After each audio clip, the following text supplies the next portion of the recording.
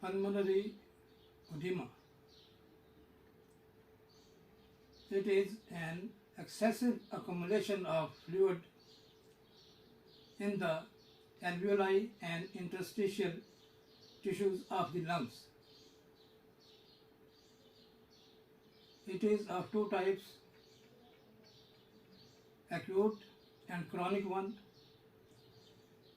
Acute one is considered as medical emergency, while the chronic is an insidious process. The difference between the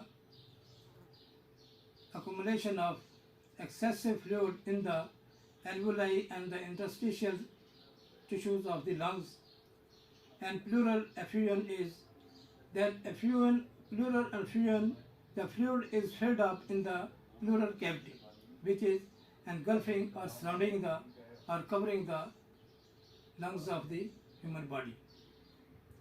Whereas in pulmonary edema, the fluid is collected in alveoli and interstitial tissues, due to which the exchange of gases, that is exit of carbon dioxide and the entry of the and absorption of the fresh oxygen from the inhaled air by means of alveoli through the capillaries into the arterial and blood stream.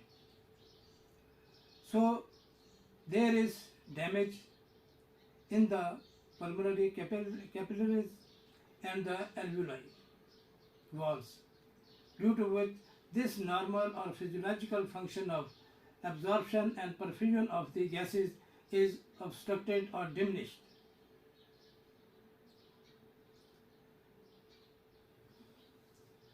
The fluid is extracted or diffused out from the pulmonary capillaries into the interstitial tissues due to the raised hydrostatic pressure inside the capillaries.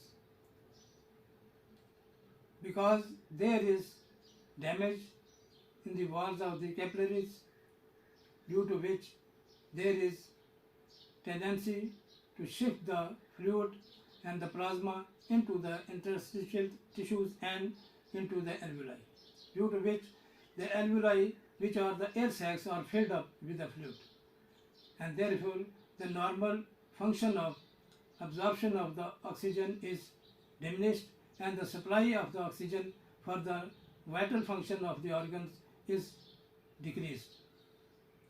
So in acute case, it is an emergency which should be immediately treated in the hospital by the artificial and supplemental oxygen therapy. There are two main types of pulmonary edema due to the causative factors. First, that is the cardiogenic pulmonary edema. Secondly, non-cardiac pulmonary edema. The normal function of the heart, especially the left heart, left ventricle and atrium, atrium pumps the fresh blood conveyed to it by the pulmonary veins. It then it contracts and pressure and passes the blood, which is filled up by the fresh oxygen through the mitral valves into the left ventricle. Due to certain pathologies, pathologies, especially there is myocarditis, endocarditis, pericarditis, cardiac pathology, the capacity or the force of the contraction is decreased in the muscles of the left ventricles, due to which there is back pressure.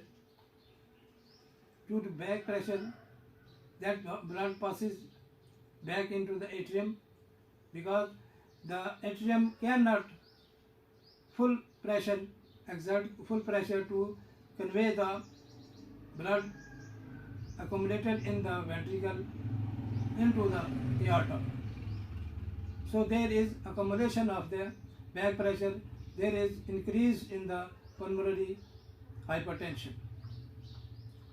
Due to this increased hydrostatic pressure in the capillaries, there is passage of the plasma and the fluid in the interstitial tissues and into the alveoli of the lungs.